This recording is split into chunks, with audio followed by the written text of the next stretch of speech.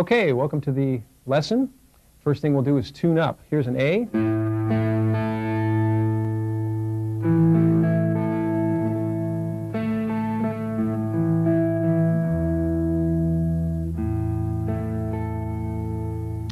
All right, first thing I'd like to talk about what I look for in a guitar player. What excites me about improvisers and guitar players. The first thing I think I look for is, does the guy play good lines? Is he a good improvising musician? Are his lines melodic? Are they soulful? Do they make sense? Or is he just playing scales up and down, playing lines that don't really go anywhere? Does he take in the entire guitar? That's something that I don't think a lot of guys do. I think you find a lot of guys that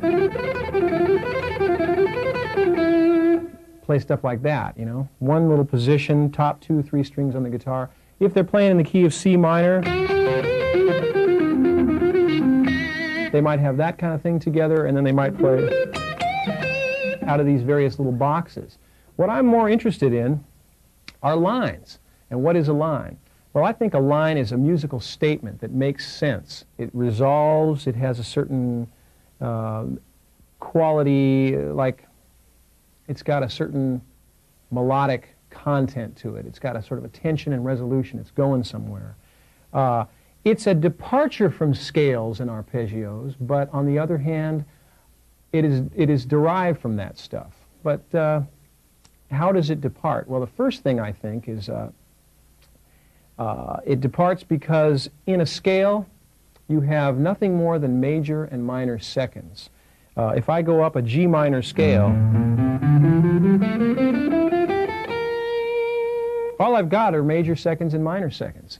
So many guys seem to improvise right out of those scales. It's a problem with the guitar. It's a problem with most musical instruments in that you practice scales and you take that to the gig and you play scales.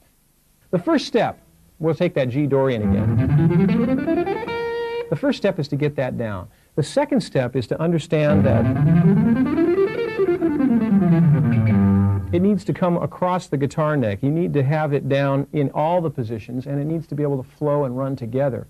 I've always been a guy that would practice this, and then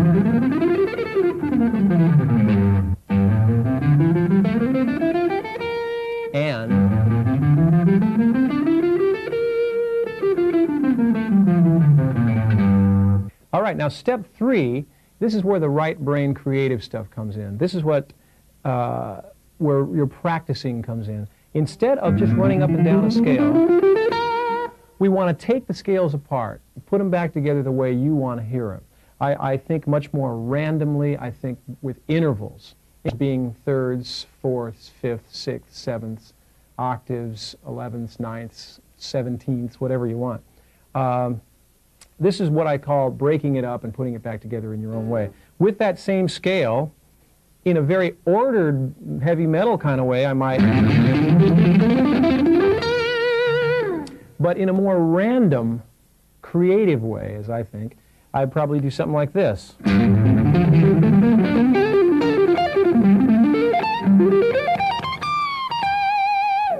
Now, it's just the same G minor scale that I was going up, but I've now taken it apart,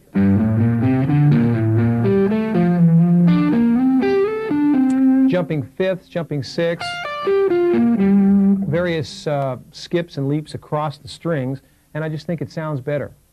Okay, how do you do that? Next question. First thing I think of is we need to come up with a way to compose and arrange your lines and have that as a practice method. What I've been doing for years and years is keeping track of the musical ideas I come up with, whether they are chords or lines or licks or other people's licks. I just write them down in notebooks. I'm on about volume 15 now of guitar ideas, you know. Whatever I do, I pretty much take a tonal center. First step, pick a tonal center. Make it C minor, for instance. All right. Now, I use my ear to plot the course and the flow of the line. I don't necessarily think in terms of an arpeggio, which is going to be major or minor thirds or sixths or anything like that. Instead, I just use my ear to start off with a note. Now in the key of C minor, I might start with the fifth, for instance. Start down here on the fifth, which is a G, up a minor 6 to E flat, slide that up to F, down a minor third, and this is just totally by ear. I'm just making this stuff up as I go. Then up a minor 6 to B flat, up a whole step to the root C, down a major 6, up a whole step to F, the fourth, up a major third to A, up a half step to B flat, then up a major 6th, then up a 5th. And the whole line sounds like... So that's a good place to start. Just use your ear. Next step, write it down. If you write it down and finger it, and the fingering is super important. I've always used little boxes with the position above the staff and the fingers I'm going to use under the staff, and I write in bend and I write in slide. I just do it so that I'll always be able to understand it. 10 years from now, I'll know what I was thinking about.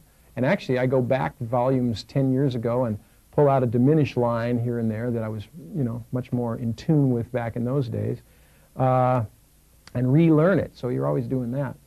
The next step, after you've got it written down, you want to get it under your hands. You want to get it to where you can play it not only in C minor, but in D minor, in E flat minor, all over the guitar. Some places it's going to be more applicable, some places it's not.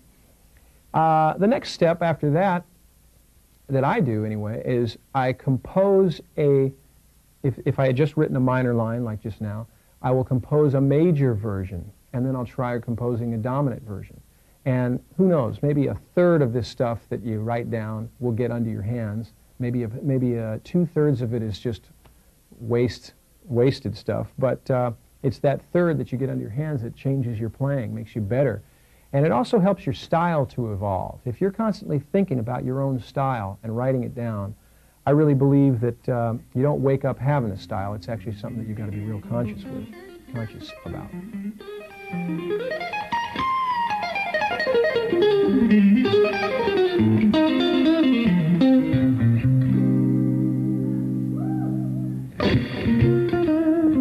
Okay, in this section I'm going to show you some more of those C minor ideas.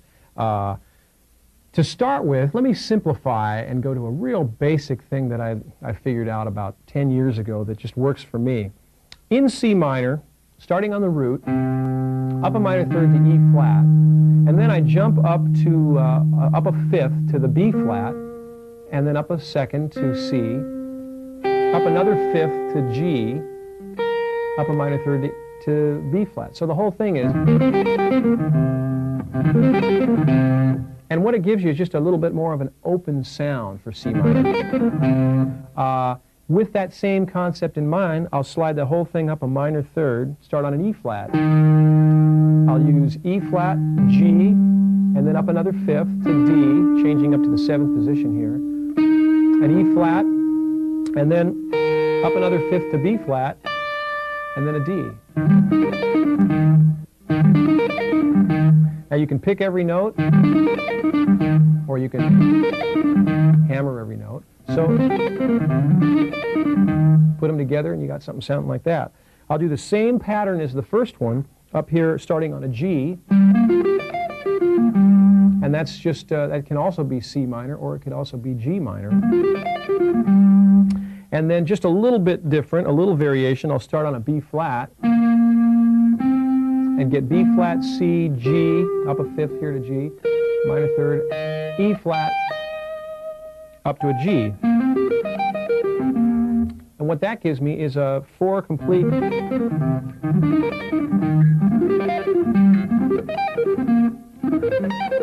Back up to the top one again. It gives me 4 complete different ideas. I can put those musical ideas together, coming up with something like this. And you'll notice the fingering in the book. There's a little thumb right here. I've learned recently that the thumb is an important finger to have. When you're bending, you bend against that thumb. You need something to push against, so it's sort of down there anyway. I throw it over the top and grab notes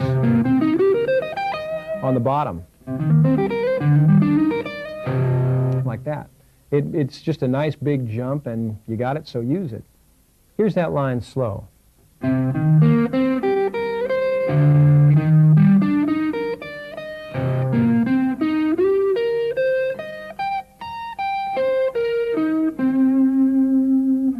Let me give you another example of putting those ideas together.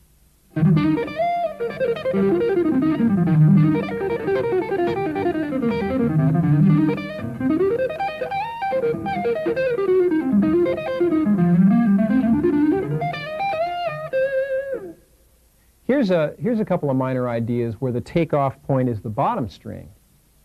Starting on a low E flat, up to a C.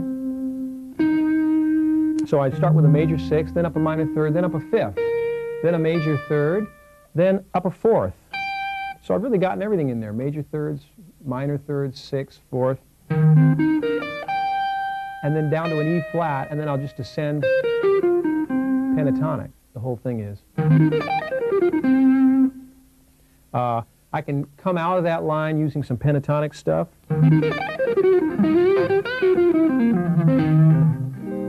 Or maybe come out of that line jumping up higher. Here's another line, bluesy, a little bluesier, using some big intervallic jumps. I start on the 4th, go up to the 5th, up a 5th to D, the 9th, up a half step, then up a major 6th, then up a 5th, and then end with a blues line. In the book, I've written it out in triplets, and I descend down to this 8th position so that I'm in a position to keep playing the blues.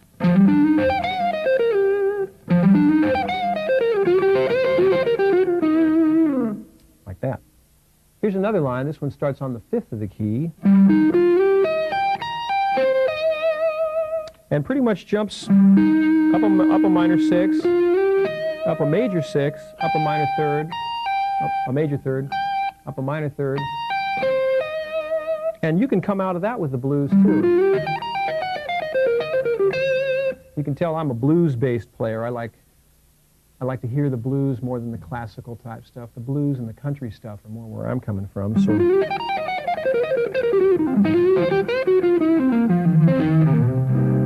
that kind of stuff sounds better to me.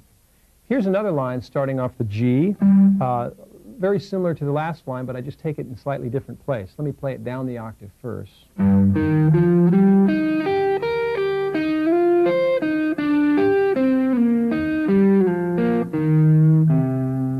And here it is up to speed. And up the octave. The last line I'd like to show you in C minor has a little bit more to do with the sliding style that I've just developed over the years. And this one starts on the C down here, up a 6, up a half step, down a minor 3rd, up another 6. I kind of like 6, don't I?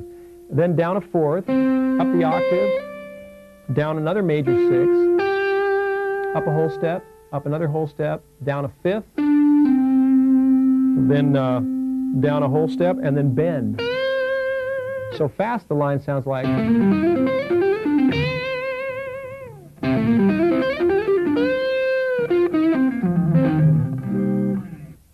Now I'd like to put a few of these lines together over a C minor reggae groove and try it in context.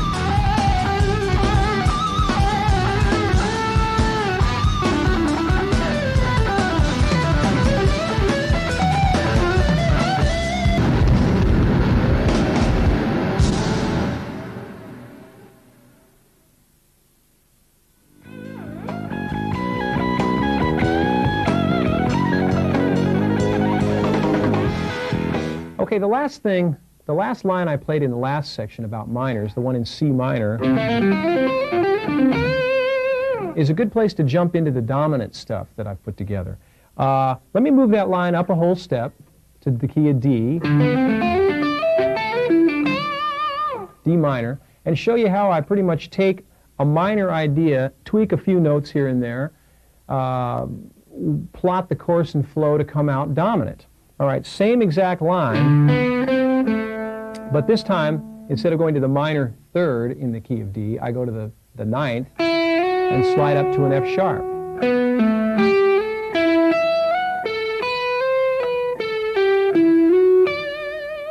A little bit quicker sounds like a little line for D7th derived from that minor stuff that I'd already come up with. So, like I told you in the very introduction, one of the ways I practice is to, if I come up with a great line in D minor or C minor, I'll work it out in the major and dominant versions, and then I'll get those under my hands. Now maybe the major version is something I'd throw out. Let's try one.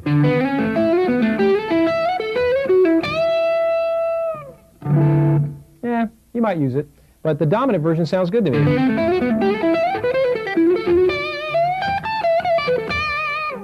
So I'll keep that one. Okay, here's another D7th line I've come up with. This one starts on it departs from the 6th string, starts on the F sharp, up to a D, E, F sharp, high D. Same kind of stuff I might use for B minor, but then I grab a C as the 7th, and then an A, slide down a whole step, and then go down a 5th to C, and then just jump into the 10th position. So the whole thing sounds like, maybe a variation could be, use your thumb as a final note there, back to the F sharp.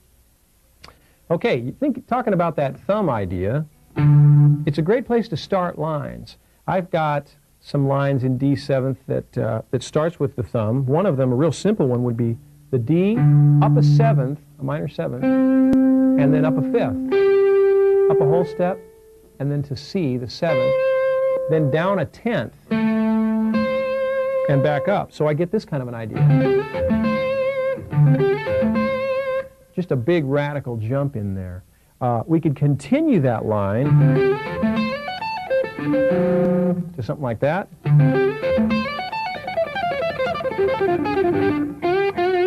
Jump into a minor pentatonic blues thing if you're playing the blues. I just find those thumb lines feel real good to me. Maybe that kind of minor pentatonic blues playing always works out nicely with that. All right, another place I like to depart from, same note, D, but in the 7th position. This gives me the ability to work down. And I've got a line here that goes up a 5th, then a minor 3rd, then up another 5th to the 4th. Now this note sounds great over a D7. This line sounds great over a D7 sus chord. A little bend in there.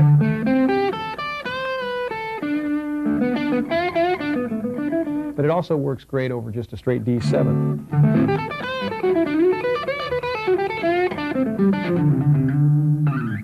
Now I'd like to play a couple of these ideas over a D7 groove.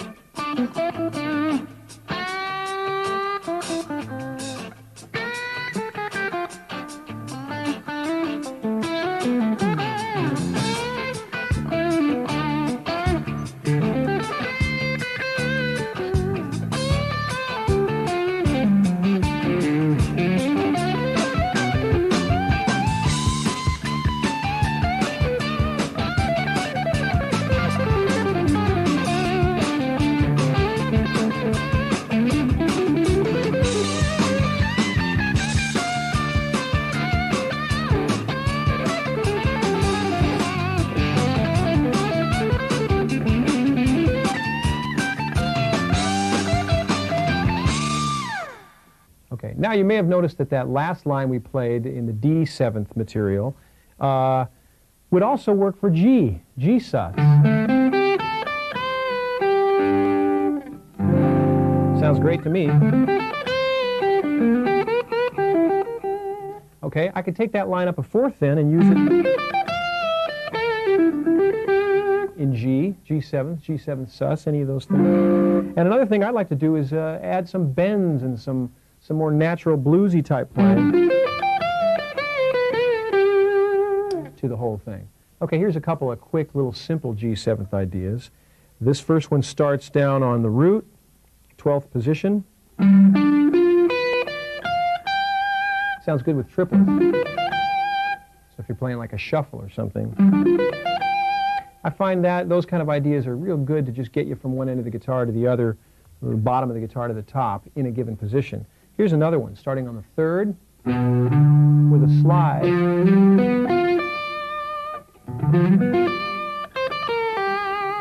So in the context of the G7 blues or something,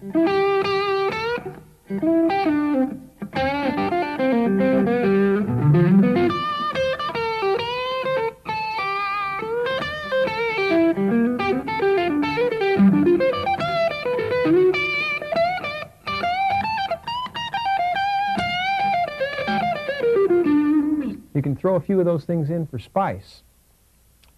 Okay, now I'm going to give you a couple of longer ideas. These start low. I always like this root 5th, 9th takeoff point. It just sounds big and gets you to cover some ground. I start with that root 5th, 9th, slide up a whole step, then tighten up my hands in the 7th position, up to the D, then skip down to the 3rd string, F, D, and then down a 6 to an F, the 7th, slide up, and then get a little bend in at the end.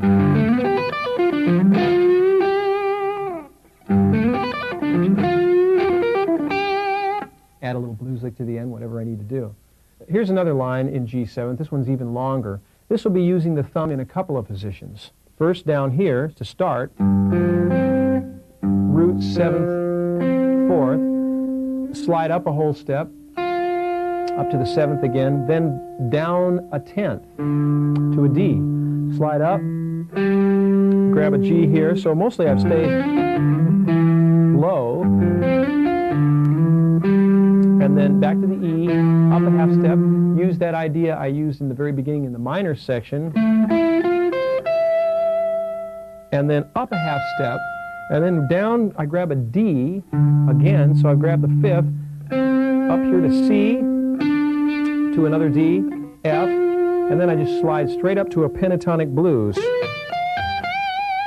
So fast it sounds like, especially if you do it in triplets. And real fast it sounds like this. Now I'd like to slow it down a little bit and play over a blues, a G7 blues, and give you an idea how some of these lines sound in context.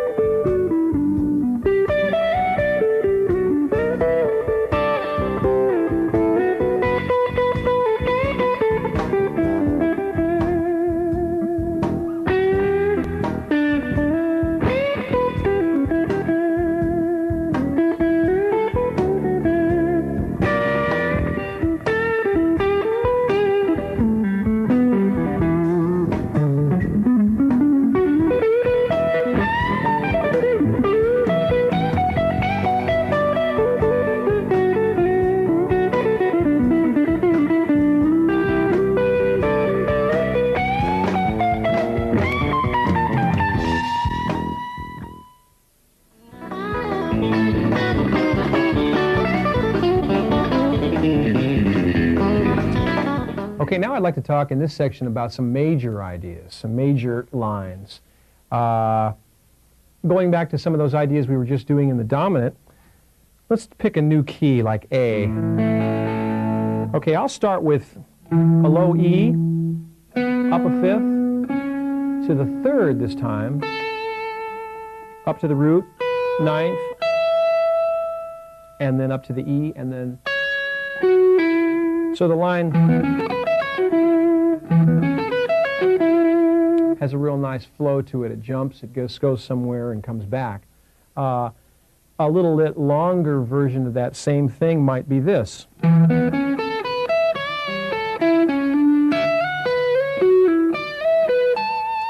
Incorporating some slides into it. Let me play that one real slow.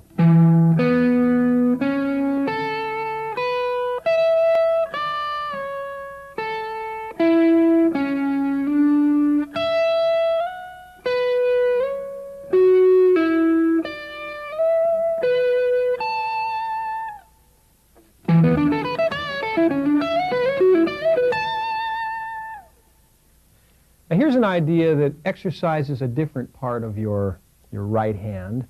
This one develops skipping down. A lot of these things we've dealt with so far have been skipping up. A good line for A major that I like to use would start on the high E and then jump from that C sharp back up to B, and then, so far I got it. Then up to a B, so now I'm going up a ninth, down a fifth, up a fourth, down a seventh. So the whole line.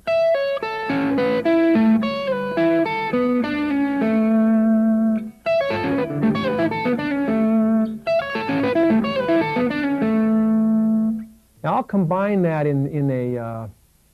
with this line for a real pastoral open A major sound. I don't use any major sevenths, I just use the pentatonic major scale pretty much. And I find you can use that over all kinds of things. Okay, here's a line for A major using that root 5-9 starting point again.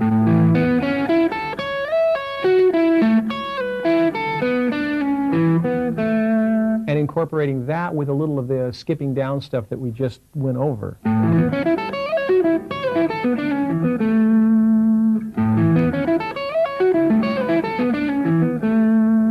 Root 5-9, then up to the third, skip up to the E natural, which is the fifth, and then jump up a fourth like this.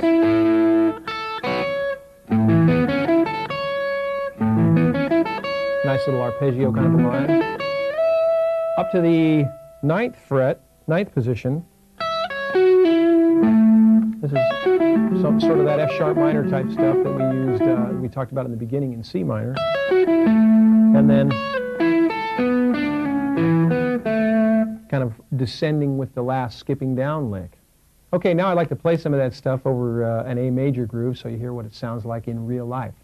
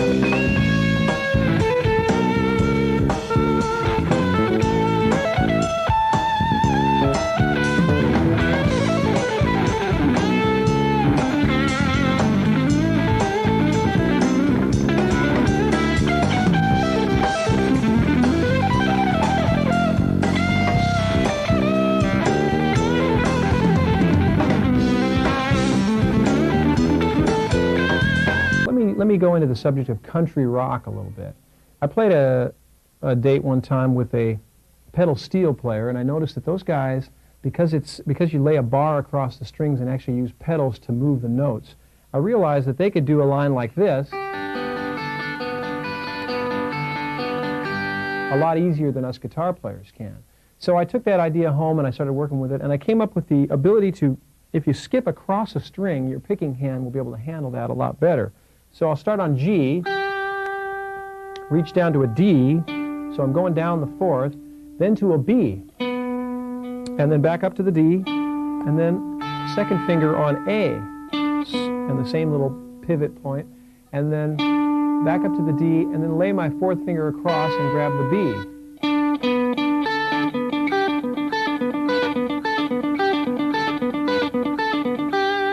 I also, from playing a little bit of classical guitars, grew my fingernails out, and I've got the ability to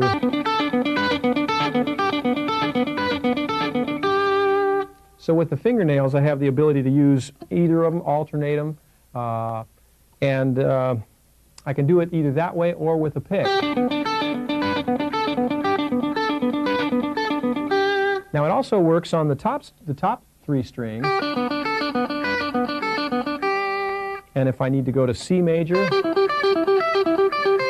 D, and then I've started to figure out a few little interesting ones like D 7th,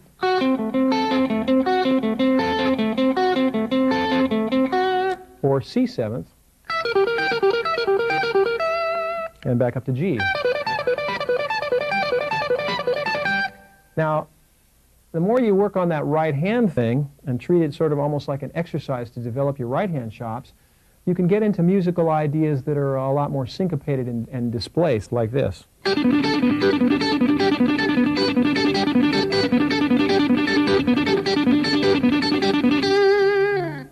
Now what I like to do is play it over a country progression, play the first chorus just standard country stuff, and then go into that kind of playing for a little variety.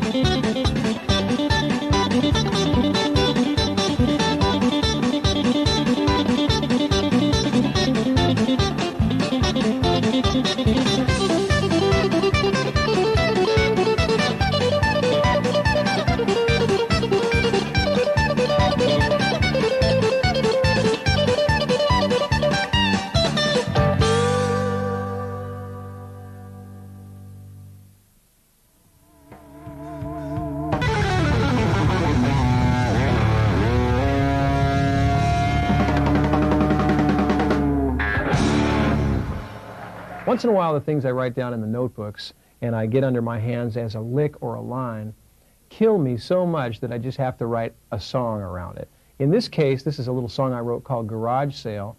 It started off just as a line for D major. Or it might have started off as a line for B minor, I'm not sure, but it ended up sounding like this.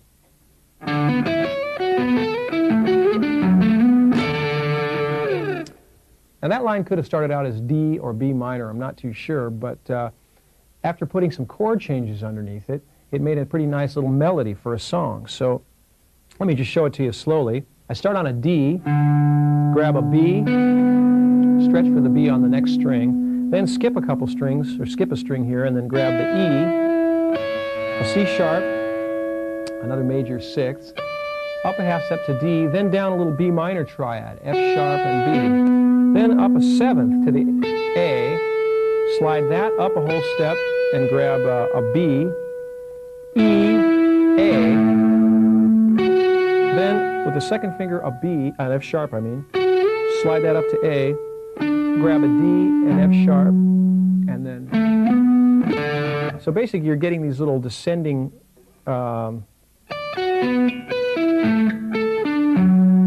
triplet things superimposed in 4/4 over this chord progression.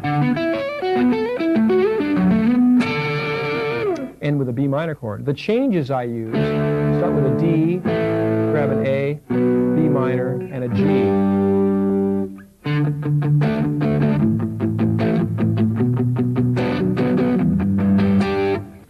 Second time through the progression, instead of the B minor, I go to an F sharp minor. So I slightly alter it. Grab the F sharp chord, and then to a G. Okay, I get to the bridge and I need something entirely different. So I grab a D over E, and grab this line here. And then an E, and I grab this line here. Starting on an A, slide up to a B, grab a G sharp, then another A, then grab a D, slide up, down a fourth to B. So the whole thing is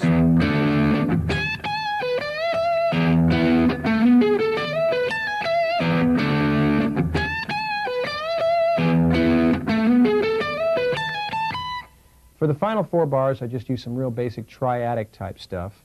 An F sharp chord, a B minor chord, a C2 chord, and then an end on a final D chord. And I start way up high here on the C sharp, down the triadic stuff, a little 4/3 root action there, then skip 2 strings up to the A sharp, which is the third of F sharp, then B minor. From the B minor chord I start on a B, to the F sharp, the D, B, it's just right down the chord, ending on an E. Here's where it gets a little tricky over the C chord, F sharp, then a G, E, C, open G, F, the open G gives me a chance to get down to that F, E natural, C, C sharp, E. So the whole thing sounds like,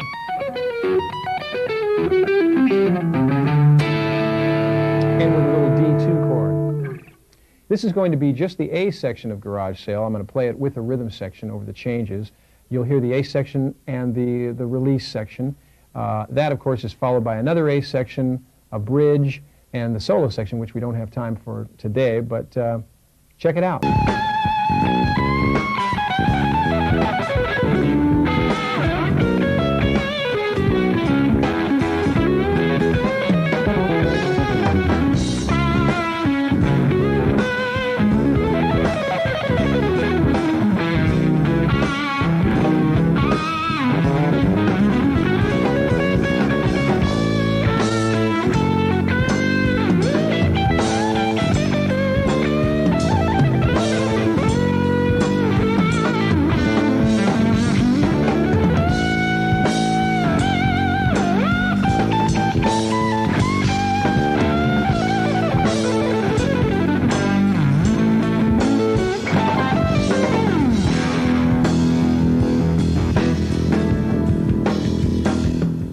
Here's another song of mine. This one's off the first album called No Borders.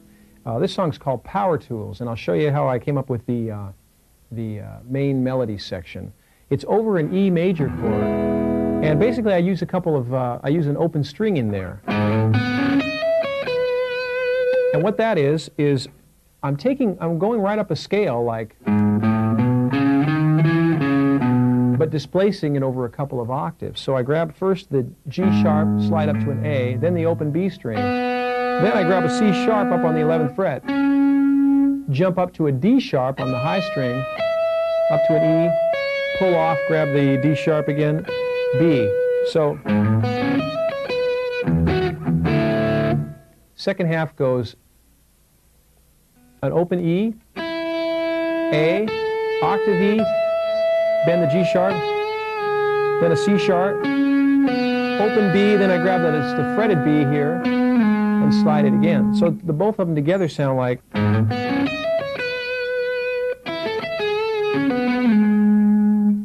Then there's a long intervallic line right here.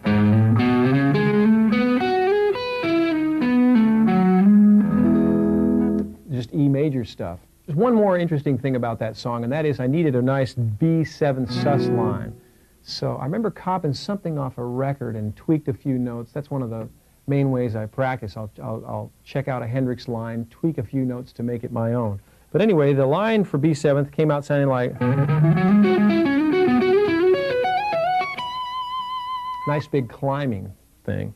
Okay, I'm going to start off a scale in B, and then grab an F sharp, skip from that G sharp to the F sharp,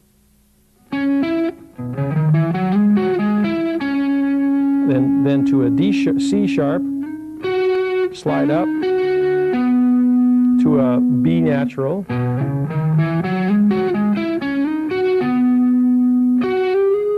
from the B I jump up to the F sharp,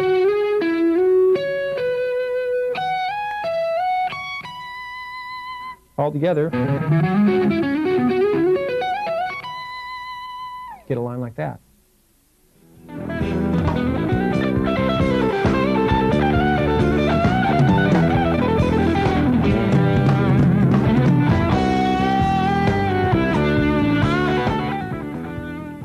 I'd like to talk for a second about picking with the right hand. I use alternate picking for everything. I'm not a guy who likes the sound of sweeping too much, so I really don't do any of that. But all my picking is up and down, downstroke followed by an upstroke. Once in a while I can slide. I get a little slide in and enables me to rest my right hand for a second. But all the lines that I write and work out are all picking alternate. I'm not really an exercise guy. I don't really have any exercises, but I have found a couple of lines that enable me, lines that I've written, that enable me to work on this right-hand string skipping type thing. One that I can show you starts with a D, picks it twice, a high D, back to D, a low G, and then the same pattern on A. So let me show you that up to speed.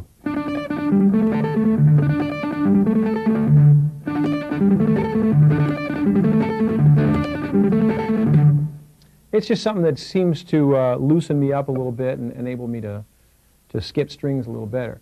But I really use my lines as exercises. If I can play something like this, then I can just about play any of the things in my repertoire. Okay, here's that line slowly. I'm going to explain the picking, and by the way, it's a great line for C minor. Downstroke on a C, upstroke on an A, slide to B flat, so you don't pick it. Upstroke on a G, downstroke on a D, upstroke on an E flat, downstroke on a G, upstroke on a B flat, slide to C. Now we got an upstroke on an F, downstroke on an A, upstroke on B flat, downstroke on G, D, upstroke on G, downstroke on a C, upstroke on an E flat, slide to C.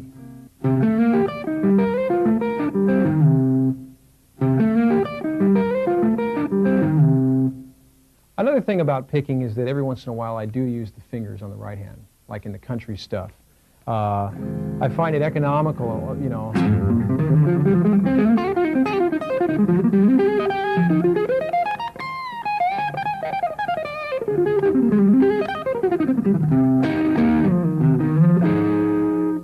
To sneak them in every once in a while.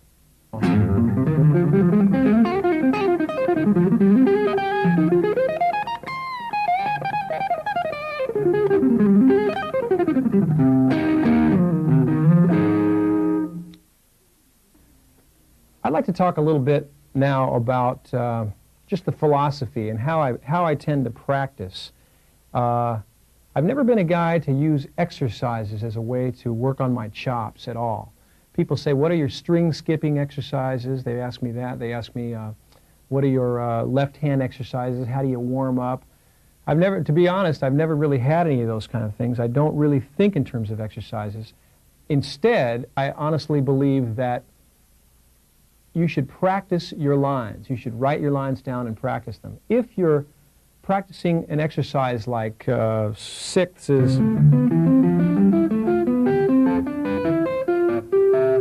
never going to play that stuff. If I catch you playing that stuff live, you're dead. Therefore, you want to come up with your own lines. You want to come up with your own lines instead of in C major, instead of some ascending major third type of an idea. Write something down. Those are the things you need to practice. Those are the things that you want to get under your hands. They make your style come to the party. They just make you a better all-around musician. Instead of studying to become a musician, you're actually being one by playing your own stuff. Another thing I really believe is not to get boxed into any one kind of style. I've been able to make a living as a guitar player my entire life because I think in terms of the whole pie, for instance. I think if you're a heavy metal player, you get about that big of a piece of the pie. But if you can play other styles, if you can play a little country, a little rockabilly, a little jazz, if you can play rock and roll, play the blues, deal with acoustic instruments, you know, nylon string guitar, get your classical chops to a certain extent up, play good flat-picking acoustic guitar. All those things help you as a guitar player, and I don't think anything that I've ever learned has taken me away from my focus of just being a better guitar player. All the things that I've been able to borrow from country music, from heavy metal, all those things have made, hopefully, my musicality and my musicianship higher. And I don't believe in limiting myself at all to any one style of music. I dig it all, so I want to play it all, and I think that's just a good piece of advice that I can pass on to you. Take some of those country ideas and put them over a heavy metal tune and see what happens. Okay, thanks a lot, everybody, for listening to this and watching this video. I hope you got something out of it. I'd like to thank a few people here: Stan Lamondola, Dave Friedman, Peter Copeland, Mark Morgan, Dave Murata, our bass player, Ralph Humphrey on drums, John Ferraro on drums, and my wife Carol. And thanks again.